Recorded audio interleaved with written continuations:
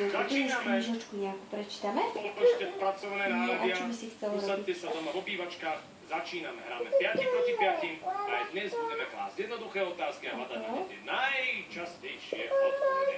Nech sa páči, to sú naši súťažiaci. Čo? Ktorá je tu tretíkrát, Musíš nájsť naozaj v tom jedno. finále vám to ide. Je to lepšie, keď sa finále odhaluje zo spodu alebo z hora? Zo spodu je to lepšie. Chceš na záchodí?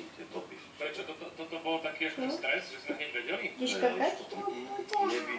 Nevydá. Nebola to 9, nevydá. Áno, Nádej zomiera posledná sa volá naše finále momentálne. Aďuška je tvoja.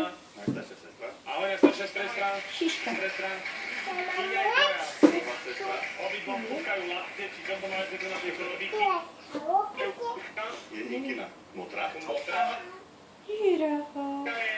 Je náš rodinný priateľ, finalistka z minulého kola.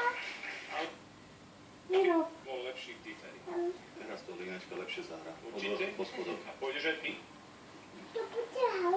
Ale nekazil si svoju, nebolo to až